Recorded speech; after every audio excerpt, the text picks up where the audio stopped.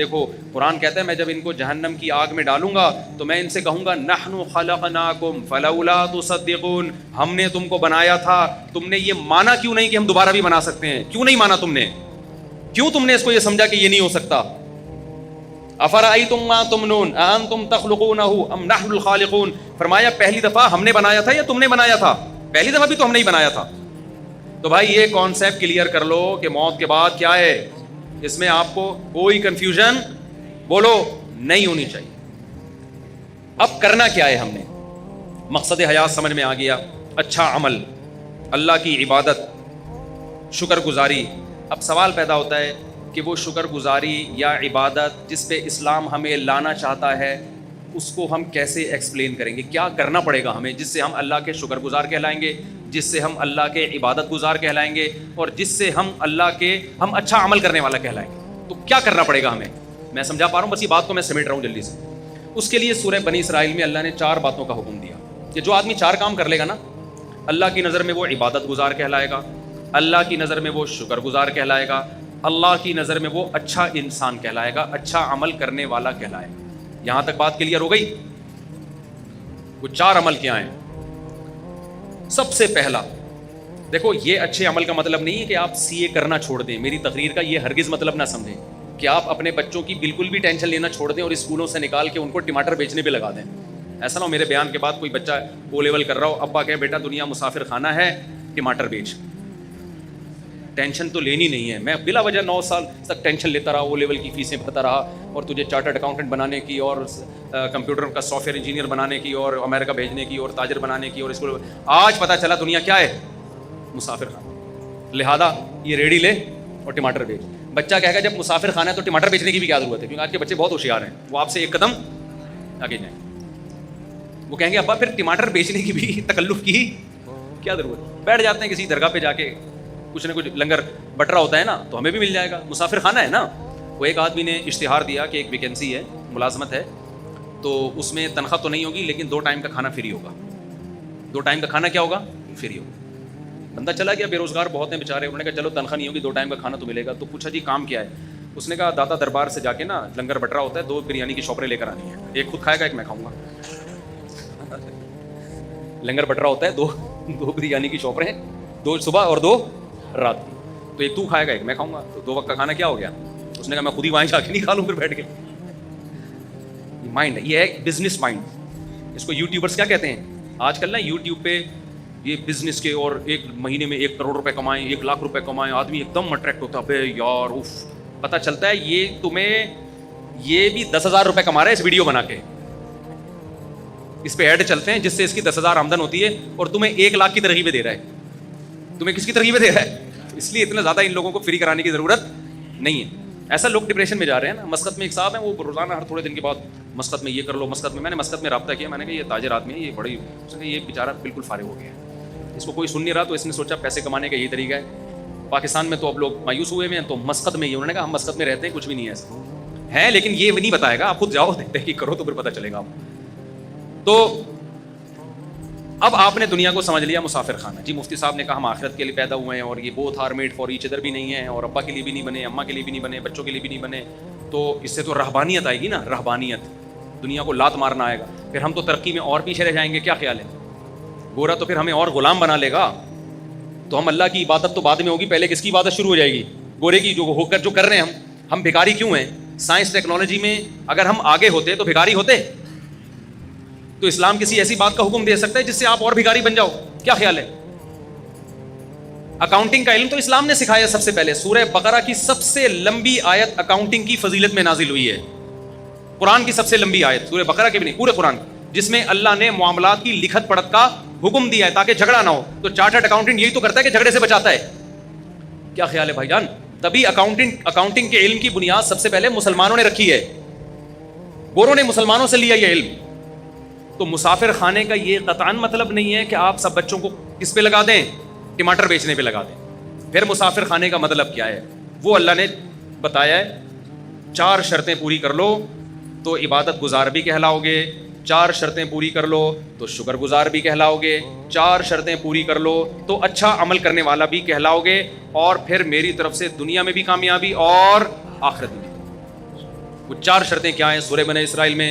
ومن اراد الآخرۃ، یہ 4 شرطیں گورے میں نہیں پائی جاتی، یہ 4 شرطیں گورے میں نہیں پائی جاتی.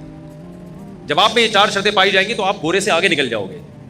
سمجھتے ہو؟ پیچھے نہیں رہو گے آپ، بلکہ کیا ہو جاؤ گے آپ آگے نکل جاؤ گے. پہلی شرط ومن اراد الآخرہ، ہر کام میں ارادہ آخرت کا ہونا چاہیے، دنیا کا نہیں ہونا چاہیے. وہ جو ڈرامہ ہم نے بچپن میں، ڈرامے دیکھنا صحیح نہیں ہے، بچپن کی بات کر رہا ہوں میں. اس وقت کے ڈرامے ایسے ہوتے تھے کہ آدمی غیر مسلم ڈرامہ دیکھ کے مسلمان ہو جاتا تھا. لڑکیاں شرعی پردہ کر لیتی تھیں ڈرامہ دیکھ کر. ایسے ایسے زاولک کا دور تھا نا، تو وہ دوپٹے میں، ہیروئن بھی دوپٹے میں آتی تھی، ٹھیک ہے. اور جو ہیرو ہوتا تھا سرسوں کا تیل لگا کے آتا تھا سائڈ کی مانگ نکال کے. وہ ہیرو زیادہ شریف لگ رہا ہوتا تھا اپنے بچے سے. آپ کہتے تھے اس ہیرو سے ہی سیکھ لے تو کچھ. تو وہ ڈرامے وہ بھی جائز نہیں تھے، لیکن ایک مثال دے رہا ہوں میں. وہ بچپن میں کچھ سبق آموز چیز مل گئی. تو اب مجھے ایک بات بتاؤ، قرآن کہتا ہے وہ جو پائلٹ بننے کے لیے گیا تھا اور کیلے کے چھلکے پہ پھسل گیا اور ہڈی ٹوٹ گئی اور پائلٹ نہ بن سکا، وہ ناکام تھا نا. ڈرامے میں تو یہی دکھائی ہے، یہ ناکام ہو گیا ایک آدمی کی مسٹیک کی وجہ سے.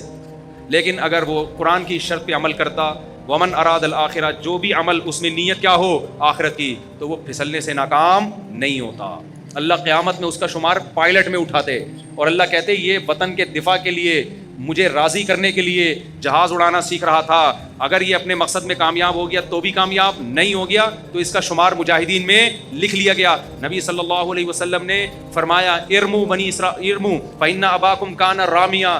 صحابہ سے فرمایا تیر اندازی سیکھو، اس لیے کہ تمہارے باپ اسماعیل تیر انداز تھے. تو ہمارے نبی نے تو ہمیں دفاع کا حکم دیا ہے. آپ صلی اللہ علیہ وسلم نے فرمایا الخیل معقود فی نواصیہ الخیر الی یوم القیامہ. گھوڑے کو نبی نے عزت دی اس لیے کہ اس پہ جہاد ہوتا ہے. آپ صلی اللہ علیہ وسلم نے تیر اندازی کی فضیلت بیان کی، نشانہ بازی کی. قرآن میں آتا ہے اعدوا لهم ما استطعتم من قوہ، دشمن اسلام کے خلاف جتنی طاقت اکٹھی کر سکتے ہو کرو. نبی نے فرمایا الا ان القوۃ الرمی، فرمایا طاقت سے اللہ کی مراد ہے پھینکنے کی صلاحیت بڑھاؤ، اپنی تیر کی صلاحیت. تو جہاز بھی تو بم پھینکتا ہے نا لے جا کے. سمجھ میں نہیں آ رہی میرا خیال ہے بات؟ ترہبون بہ عدو اللہ وعدوکم، اللہ کہتے ہیں اپنے آپ کو اتنا مضبوط کر لو کہ اپنے اور اللہ کے دشمنوں کو اس سے ڈراؤ تم. تو اگر ہمارے پاس پائلٹ ہی مارکیٹ سے شارٹ ہو جائیں تو ہم ڈرا سکیں گے دشمنوں کو؟ ہمارے سارے پائلٹ نکل گئے اللہ اللہ کرنے کے لیے کہ جی ٹماٹر بیچوں گا. مفتی صاحب نے بیان کیا دنیا مسافر خانہ ہے، لہٰذا ہم کیا کریں گے؟ اب ٹماٹر بیچیں گے. اب ہم پائلٹ بھی نہیں بنیں گے، اب ہم ٹماٹر بیچیں گے. تو ہماری ایئر فورس کی ایسی کی تیسی.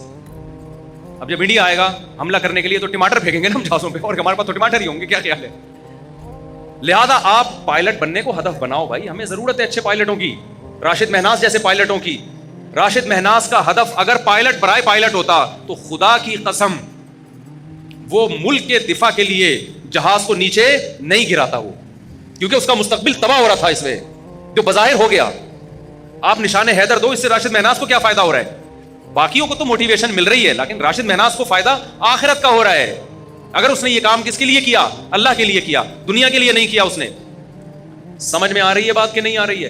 یہی وجہ ہے کہ کافر میں اتنی ہمت نہیں ہوتی کہ دوسرا کوئی جاسوس اس کے جہاز میں گھس جائے اور وہ جہاز کو نیچے کی طرف موڑ دے. وہ کہے گا میں نے جس مقصد کے لیے پائلٹ بنا ہوں، میں نے اگر اپنے آپ کو مارنا ہی ہے تو میرا تو فیوچر تباہ، مجھے ریٹائرمنٹ پہ کیا ملے گا؟ یا تو کوئی سرفرا یہ کام کرے گا، یا پھر وہ یہ کام کرے گا جس کے نظر میں کیا ہے؟ بولو آخرت. تو آپ بچوں کو پائلٹ بھی بناؤ بھائی، آپ چارٹرڈ اکاؤنٹنٹ بھی بناؤ، تاکہ دھاندلی نہ ہو ملک کے اندر، تاکہ لوگ ایک دوسرے کا مال غلط حساب و کتاب کر کے کھائیں نہیں. تو پہلی شرط اللہ نے کیا بیان کی؟ میں جلدی جلدی بات کو سمیٹتا ہوں. ومن اراد الآخرہ، جو کام بھی کرنا ہے نیت کیا کرنی ہے؟ آخرت، اور اچھے سے اچھا کرنا ہے. سوال پیدا ہوتا ہے نا، کوئی کہے گا بھائی پھر ٹماٹر بیچنے میں بھی تو آخرت کی نیت ہو سکتی ہے. یقیناً ہو سکتی ہے. نبی نے فرمایا ایماندار تاجر قیامت کے دن پیغمبروں کے ساتھ. اگر کوئی ٹماٹر بیچ رہا ہے اس نیت کے ساتھ کہ میں لوگوں کے سامنے بھیک نہ پھیلاؤں، تو اللہ کی قسم ٹماٹر بیچنے کا بھی اس کو ثواب بولو ملے گا. نیت کیا ہے؟ آخرت. پھر وہ 2 نمبری نہیں کرے گا ٹماٹر بیچنے میں. پھر وہ ایسا نہیں ہوگا کہ ٹماٹر کی پیٹی میں اوپر اچھے اچھے اندر سڑے ہوئے، وہ یہ گڑبڑ نہیں کرے گا. لیکن پھر آپ کو موٹیویشن کیسے ملے گی؟ اس کے لیے نبی نے فرمایا المؤمن القوی خیر من المؤمن الضعیف. طاقتور مومن اللہ کو کمزور مومن سے زیادہ محبوب. تو طاقت جسمانی بھی ہو سکتی ہے، سائنس اور ٹیکنالوجی کی قوت بھی. طاقت کی ڈیفینیشن یہ ہے کہ آپ وہ کچھ کر سکتے ہو جو دوسرا نہیں کر سکتا. تو آپ جب کسی اچھی پوسٹ پہ جاتے ہو تو آپ وہ کچھ کر سکتے ہو جو ایک عام آدمی رکشہ چلانے والا اور ٹماٹر والا نہیں کر سکتا. تو آپ اس نیت سے حکومت کی لگام اپنے ہاتھ میں لینے کی کوشش کرو, آپ اس نیت سے ترقی کی کوشش کرو کہ میں ایک پاورفل مسلمان بننا چاہتا ہوں. اور ہمارے نبی کو پاورفل مسلمان وہ کمزور اور ضعیف مسلمان سے زیادہ محبوب ہے. اور نبی نے فرمایا مجھے نہیں بلکہ کس کو محبوب ہے؟ اللہ کو زیادہ محبوب. بات آ رہی ہے سمجھ میں؟ دوسری شرط قرآن نے کیا بیان کی ہے؟ من اراد الآخرۃ وسعى لها سعیا. تو آپ جو کام بھی کر رہے ہو کس کے لیے کرنا ہے آپ نے؟ آخرت. دوسری کوشش وسعى, کوشش بھی کرے. صرف نیت کافی؟ آپ نے بیٹھ گیا کہ جی آخرت ملتی ہے محنت کرنے سے, کچھ اچھا یعنی طاقتور بنوں گا میں جناب بیوروکریسی میں جاؤں گا, میں اچھا تاجر بنوں گا, پیسہ کماؤں گا تاکہ مسلمان مضبوط ہوں, میں سائنس اور ٹیکنالوجی کے میدان میں ترقی کروں گا. صرف کس کے لیے؟ اللہ کے لیے. یا میں ٹماٹر ہی بیچوں گا, تجارت کروں گا, کس کے لیے؟ اللہ کے حکم کو پورا کرنے کے لیے. آخرت نیت ہے میری تاکہ صدقہ کروں, بھیک نہ مانگوں. اب کر نہیں رہے آپ, پڑھے ہوئے امتحان آ رہے ہیں, پڑھے ہوئے آپ. جیسے ہمارے کراچی میں لوگ کیا کر رہے ہیں, پڑھے ہوئے ہیں نا, کیا خیال ہے, ہل ہی نہیں رہے آپ. تو اس کا مطلب آپ نے آخرت کی نیت تو کی ہے, وسعا کا مطلب کوشش بولو نہیں کیا آپ نے, تو آپ کا شمار کامیاب لوگوں میں نہیں ہوگا. نیتیں کر کے پڑے رہو, ہمت نہ کرو, عمل نہ کرو, تو پھر کچھ نہیں ملنے والا. اس نیت پہ اجر ملتا ہے جس میں عمل کرنے کی کوشش کرو, عمل ہو نہ سکے, پھر اللہ اجر دے دیتا ہے. جیسے وہ پائلٹ جس نے کوشش کی بیچارہ کیلے کے چھلکے سے پھسل گیا, اس کی نیت ہوگی تو اجر ملے گا, ورنہ نیت برائے نیت سے کچھ بھی حاصل نہیں ہوتا, عمل بھی کرنا پڑے گا. تیسری شرط اللہ نے بتائی وسعى لها سعيها, کوشش بھی اخفل طریقے سے نہیں کرنی, کوشش وہ والی کرنی ہے جو اللہ نے بتائی ہے. آپ اللہ کو راضی کرنے کے لیے وہ کوشش کرو جو اللہ نے نہیں بتائی, اللہ نہیں مانے گا. آج کتنے ایکٹر ہیں, اداکار ہیں, ناچنے والی فنکارہ ہیں, ان سے پوچھا جاتا ہے کہ آپ کو یہ عزت کیسے ملی؟ کہنے بس اللہ کے لیے ہم نے یعنی یہ تو اللہ کا ہم پہ بڑا فضل ہوا, ہم ڈانس کلب میں گئے, ہم نے وہاں ڈانس سیکھا اور لوگوں کو انٹرٹین کرنے کا ہم ذریعہ, ملک کی ترقی کا ہم ذریعہ بن رہے ہیں. اور ایکچولی یعنی نیت ہو سکتا ہے وہ بھی آخرت کی کر رہی ہو کہ لوگ خوش ہوں گے, ڈپریشن ختم ہوگی, اور جناب لوگ ایک انٹرٹین ہوں گے اور ڈپریشن سے نجات ملے گی اور خوشیاں ملیں گی لوگوں کو ہمارے ناچ گانے دیکھ کر. تو یہ کوشش تو ہے, ہو سکتا ہے آپ کا جذبہ بھی اچھا ہو, مگر یہ کوشش اللہ کی بتائی ہوئی نہیں ہے, بلکہ اللہ کی طرف سے اس کوشش پر کیا ہے؟ پابندی. آپ نے دیکھا ایک آدمی ٹینشن کا مریض ہے, آپ نے چرس کی پڑیا پکڑا دی, اس کو ذرا سٹا لگا تو بالکل ٹھیک ہو جائے گا, ٹھیک ہو بھی گیا, آپ کی نیت بھی اچھی تھی, انسانیت کی خدمت, لیکن اس سٹے پہ آپ کو ثواب بولتے کیوں نہیں ملے. آپ سودی بینک میں جاب کرنا شروع کر دیا آپ نے, سودی بینک میں, کہ میں اپنے جو مجھے تنخواہ ملے گی میں اپنے باپ کی خدمت کروں گا, اس کو حج پہ بھیجوں گا, عمرے پہ بھیجوں گا. نیت آپ کی اچھی ہے, ثواب 2 ٹکے کا آپ کو, کیونکہ حرام پیسوں سے باپ کی خدمت کا ثواب نہیں ملتا. سمجھ رہے ہو؟ آپ نے رشوت لے کے آپ نے کہا مسجد بناؤں گا, میں نے رشوت آج شراب کباب میں اڑا دی, آج مجھے اللہ نے ہدایت دی ہے, میں ان رشوت کے پیسوں سے مسجد بناؤں گا. اللہ اس رشوت کے پیسوں سے مسجد کو قبول نہیں کرتے. تو کوشش وہ کرنی ہے جو اللہ نے بتائی ہے. ربیع الاول میں آپ نے کنٹینر لا کے روڈ بلاک کر دیا اور جھنڈیاں لگا کے آپ ناچ رہے ہیں ہمارے نبی کی جشن آمد رسول, لوگوں کی گاڑیاں پھنس رہی ہیں, لوگ آفس نہیں پہنچ پا رہے. اس کوشش پہ آپ کی نیت اچھی ہو سکتی ہے, ثواب آپ کو نہیں ملے گا, کیونکہ ہمارے نبی تو تہجد کے لیے اٹھتے تھے نا, تو اس کی کوشش کرتے تھے کہ گھر والوں کی آنکھ نہ کھلے گئی, وہ ڈسٹرب نہ ہو. سلام کرتے تھے رات کو اگر گھر میں آ رہے ہیں اتنی آہستہ سے کہ جو سو رہا ہے وہ اٹھے نہیں, جاگ رہا ہے وہ جواب دے دے. وہ نبی یہ کیسے برداشت کریں گے کہ میرے نام پہ پورے ملک کو, آپ محرم پہ امام حسین کے نام پہ موبائل کو سارے سگنل بند ہو جائیں, لوگ ایک ٹینشن میں آ جائیں. ملیشیا سے ایک تاجر آئے, ان کی میٹنگ تھی, وہ اتفاق سے محرم میں پہنچے, وہ کہہ رہے ہیں یار ہم کراچی ایئرپورٹ پہ اترے میں کسی کا کسی رابطہ ہی نہیں ہو رہا, سگنل سارے کیا ہو گئے بند. کہہ رہے ہیں یار ملیشیا میں تو یہ نہیں ہوتا. میں نے کہا یہاں تو محرم میں الگ چیزیں پروگرام چلتے ہیں, ربیع الاول میں الگ چلتے ہیں, سفر میں الگ چلتے ہیں, ہر چیز میں ایک الگ ہی. نبی نے فرمایا جو راستے سے تکلیف دہ چیز نہیں اٹھاتا وہ مومن نہیں ہے. تو جو راستے میں کنٹینر پھینک کے روڈ بلاک کرتا ہے وہ کہاں سے مومن ہو گیا؟ ایک کانٹے سے تکلیف زیادہ ہوتی ہے, کنٹینر سے ہوتی ہے. ہمارے پیغمبر نے حکم دیا, بخاری مسلم کی حدیث ہے, کہ راستے میں کانٹا پڑا ہوا ہے نا, آپ گزر کے نہیں اٹھا رہے, آپ ایمان کے آخری درجے پہ بھی نہیں ہو. جو کانٹا پھینک رہا ہے وہ کیسے ہوگا؟ جو ہٹا نہیں رہا اس کو برا کہا جا رہا ہے, تو جو پھینک رہا ہے وہ کہاں سے ایمان پہ ہوگا؟ اور جو کانٹے سے بڑی چیز کنٹینر, کتنی خواتین جو پریگننٹ ہوتی ہیں جن کو ایمرجنسی ہاسپٹل میں پہنچنا ہے, وہ جلسوں میں ٹریفک میں جام. محرم کے جلسوں میں کیا ہوتا ہے, ربیع الاول کے جلسوں میں کیا ہوتا ہے؟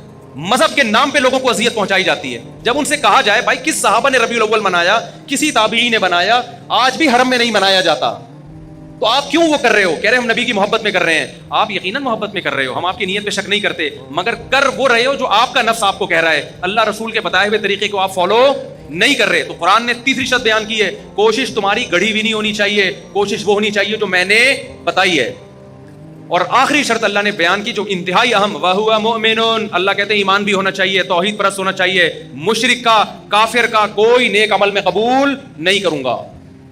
اللہ پہ، اس کے پیغمبروں پر، اس کی کتابوں پر ایمان ہوگا تو نیکی کا اجر ملے گا، ادروائز دنیا میں اجر ملے گا، آخرت میں اجر نہیں ملے گا. بات آ گئی کھوپڑی شریف، اب تو دماغ شریف کہنا چاہیے. تو یہ 4 شرطیں میرے بھائی پوری کرو. ہم آپ کو ترقی سے منع نہیں کرتے، ہم آپ کو پڑھائی سے منع نہیں کرتے، ہم تو کہتے ہیں پڑھو. تو ہمارا تو ان پڑھ ہونا ہی دنیا کی بربادی کا بہت بڑا سبب ہے، لیکن کس کے لیے پڑھو؟ آخرت کے لیے پڑھو. محنت کرو، محنت. 4 شرطیں آخری ریوائز کر دیتا ہوں. نمبر 1، ہر کام میں نیت آخرت. نمبر 2، کام بھی کرنا ہے، خالی نیتیں کر کے نہیں بیٹھنا. نمبر 3، کام اللہ رسول سے پوچھ کے کرنا ہے، علماء سے پوچھنا ہے کہ شرعن یہ جائز ہے بھی یا نہیں ہے. اگر فتویٰ ملے جائز ہے تو کرو، ورنہ نہیں کر سکتے آپ اس کو. نمبر 4، آپ کا ایمان بھی ہونا چاہیے اللہ پہ، اس کے رسولوں پر، اس کی کتابوں پر، ختم نبوت پہ، جو اسلام کے ضروری عقیدے جن کو ایمان مفصل، ایمان مجمل کہا جاتا ہے. اللہ کہتے ہیں جو ان عقیدوں کو نہیں مانے گا اس کا عمل قبول نہیں ہوگا. اس کا عمل راکھ کے ڈھیر کی طرح ہے، دیکھنے میں بہت لگتا ہے، پھونک مارو اڑ جائے گا. کیونکہ اللہ کہتے ہیں آنا میرے پاس ہے، جو مجھے مانتا ہی نہیں ہے تو اجر میں کہاں سے دوں گا اس کو. لوگ کہتے ہیں نیوٹن نے اتنی خدمت کی انسانیت کی تو کیا وہ بھی جہنم میں جائے گا؟ میں نے کہا بھائی مجھے نہیں پتا وہ کہاں جائے گا، جنت میں جائے گا یا جہنم میں جائے گا. وہ تو نیوٹن آخرت میں ملے گا تو اس سے پوچھیں گے آج کل کدھر گھوم رہے ہو بھائی تم. لیکن ایک بات ہے کہ میں نے کہا آپ کو نیوٹن سے اتنی محبت ہے کیونکہ اس کے آپ پر احسانات ہیں. اس نے بہت سارے سائنسی عقدے حل کیے، اس کی وجہ سے بہت ساری چیزیں ایجاد ہوئیں. تو اللہ قیامت میں نیوٹن سے سوال کرے گا کہ پبلک کو تیرے احسانات کی وجہ سے تجھ سے محبت تھی، تو نے مجھے بھی یاد رکھا میرے احسانات کی وجہ سے؟ نہیں ہے بات سمجھ میں؟ تو اللہ تو سب سے پہلے کس کے بارے میں پوچھے گا؟ آپ کے ابا نے آپ کو فرانس 2 منٹ میں بعد پھر اذان ہوگی اور اذان کے فوراً بعد جماعت کھڑی ہو جائے گی، ٹھیک ہے نا؟ 9 بجے ہی جماعت ہوگی، بے فکر رہیں، جماعت دیر سے نہیں ہوگی. میں جہاں بھی بیان کے لیے جاتا ہوں نا جماعت ٹائم پہ ہی ہوتی ہے، تو 9 بجے ہی جماعت ہوگی. سنتوں کا ٹائم نہیں دیں گے، کیا خیال ہے؟ آپ نے اپنے بچے کو فرانس بھیجا اعلیٰ تعلیم کے لیے، انویسٹمنٹ کی، پیسہ خرچ کیا، میرا بچہ بڑا سائنٹسٹ بن کے آئے گا، پھر اتنا میں پیسہ لگاؤں گا، پھر بوڑھے باپ کی خدمت کرے گا. بچہ فرانس سے جرمنی نکل گیا، وہاں سے جاپان نکل گیا. ابا کے پیسوں پہ کھا پی کے اس نے ٹرسٹ بنایا، پھر اس نے جناب جاپانیوں کی بھی خدمت کر رہا ہے، امریکیوں کی بھی خدمت کر رہا ہے. ابا کو ایک دن بھی فون کر کے نہیں پوچھا. ابا بڑھاپے میں ریٹائر ہو گیا، بچے سے کہہ رہا ہے بیٹا فون ہی نہیں اٹھا رہا، انسانیت کی خدمت کر رہا ہے. تو انسان کہیں گے یہ بندہ بڑا نائس ہے یار. ابا سے جب پوچھو گے ابا کہے گا آنے تو دو، میں نے تو اس کو جائیداد سے بھی آگ کر دیا ہے اور میں اب نادرہ سے بھی اس کا نام اپنے بیٹوں کی فہرست سے نکال رہا ہوں. تو بھائی ابا جب مانے گا جب تم ابا کو مانو گے. اللہ کہتا ہے جن سائنسدانوں نے انسانیت کی خدمت کی، انسان ان کو مانتے ہیں، ان کو نوبل پرائز بھی دیتے ہیں، ان کی عزت بھی ہوتی ہے، یونیورسٹی ان کو پڑھایا بھی جاتا ہے. جب آخرت میں میرے پاس آئیں گے تو سارا خرچہ تو میرا ہوا ہے نا ان کے اوپر. کیا خیال ہے؟ خرچہ کس کا ہوا ہے؟ جب نیوٹن پیدا ہوا تھا اس کی ماں کی چھاتیوں میں دودھ کیا آئنسٹائن نے پیدا کیا تھا؟